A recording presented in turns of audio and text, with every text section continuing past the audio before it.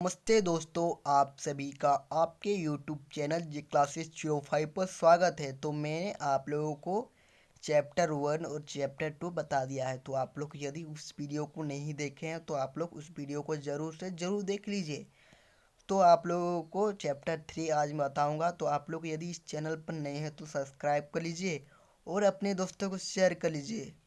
ठीक है, तो आप लोग देखिए कि चैप्टर 3 में किस प्रकार के क्वेश्चन पूछा जाएगा। ठीक है, तो चैप्टर नंबर 1 में देखिए कि चैप्टर नंबर 3 है। ठीक है, तो संस्कृत ग्रंथों में कुल शब्दों का प्रयोग किसके लिए किए किए की गई। ठीक है, तो एक का क्या हो जाएगा, तो एक का परिवार, जाति, बांधव, इनमें से कोई नहीं।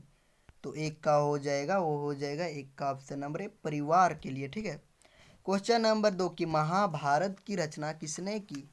जो महाभारत है उसकी रचना किसने किया था। मनु, वेद व्यास, वाल्मीकि, इनमें से कोई नहीं। जो महाभारत है उसकी जो रचना किया था वो वेद व्यास ने किया था। ठीक है, और जो वाल्मीकि है उसने रामायण की रचना किया था। ठीक है, क्वेश्चन नंबर 3 कि महाभारत का युद्ध कुरुक्षेत्र में कितने दिनों तक चला। जो महाभारत है, जो कुरुक्षेत्र के जो मैदान है वो कितने दिनों तक वहाँ पर जो युद्ध हुआ था, ये इम्पोर्टेंट बहुत ज़्यादा है। ठीक है, तो ऑप्शन नंबर ए में देखिए कि 10 दिन चला, 15 दिन, 14 दिन, 18 दिन। तो ये चला था 18 दिन तक चला था। ठीक है, क्वेश्चन नंबर 4 कि महाभारत कालीन समाज का स्वरूप कैसा था। जो महाभारत कालीन समाज के जो स्वरूप था वो 4 का क्या हो जाएगा, तो 4 का हो जाएगा पृष्ठसत्तात्मक था, किया था तो पृष्ठसत्तात्मक। क्वेश्चन नंबर 5 कि मनु स्मृति में कितने प्रकार के विवाहों का उल्लेख है। मतलब जो मनु स्मृति है उसमें कितने प्रकार के विवाह का उल्लेख के बारे में अध्ययन किया गया है। ठीक है, तो ऑप्शन नंबर ए में देखिए 8 प्रकार, बी में देखिए 16, सी में देखिए 9, ऑप्शन डी में देखिए 4। तो जो मनु स्मृति है इसमें कितने प्रकार के विवाह का उल्लेख किया गया है, तो ये 8 प्रकार का। ठीक है, क्वेश्चन नंबर 6 कि दुर्योधन की माँ कौन थी।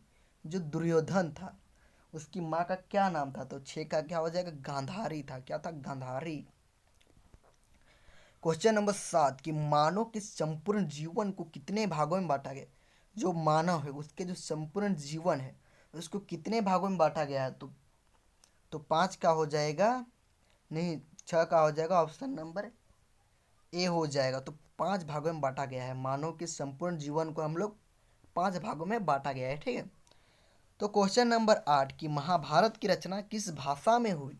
जो महाभारत है जो उसकी किस भाषा में हुआ था, तो ऑप्शन नंबर ए में देखिए संस्कृति, पाली, प्राकृतिक, हिंदी।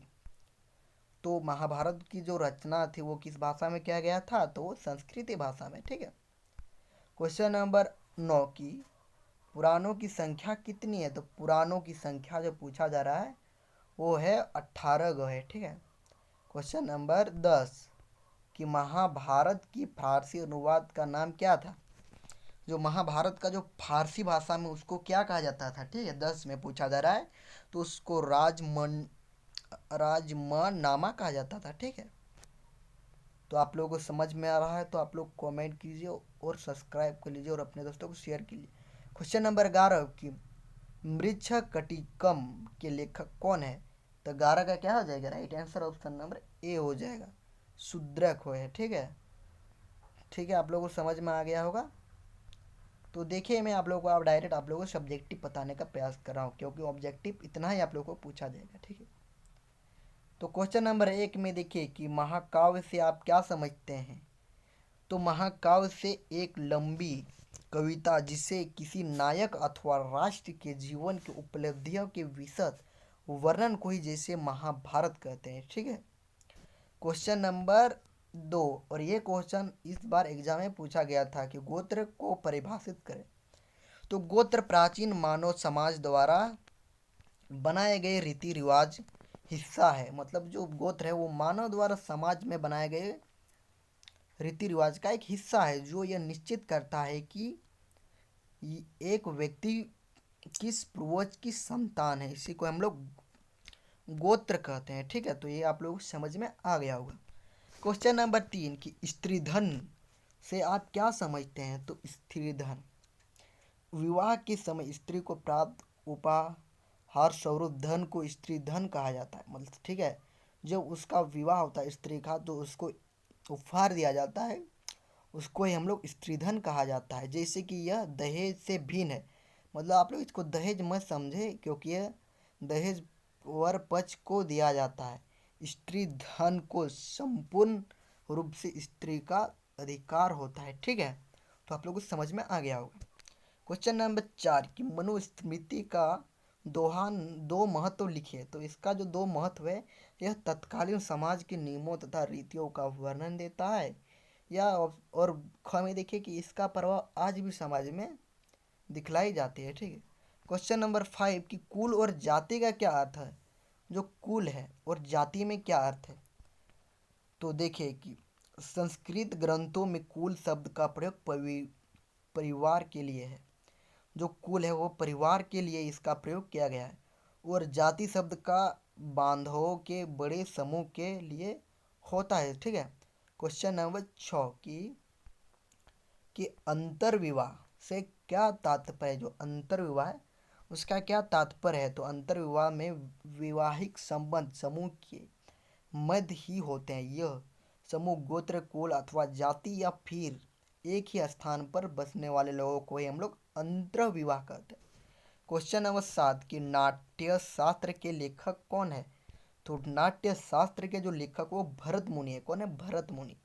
भरत मुनि को ही हम लोग नाट्य शास्त्र के लेखक के नाम से जानते हैं। क्वेश्चन नंबर 8 कि महाभारत के सबसे चुनौतीपूर्ण प्रसंगों में से एक ही उल्लेख कीजिए।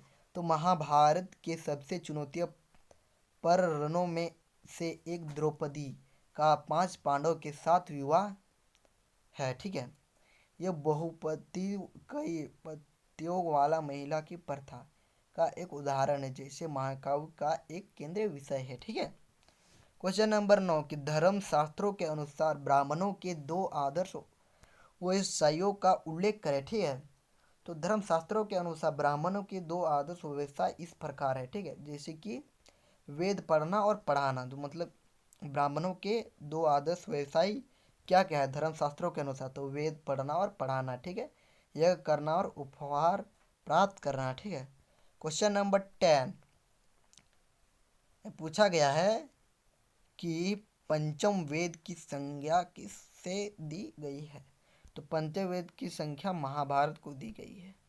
तो आप लोगों को इसका लॉन्ग वीडियो चाहिए तो आप लोग कमेंट कीजिए, और यदि आप लोग इस चैनल पर नहीं तो सब्सक्राइब कर लीजिए और अपने दोस्तों को शेयर कर दीजिए। जय हिंद, वंदे मातरम।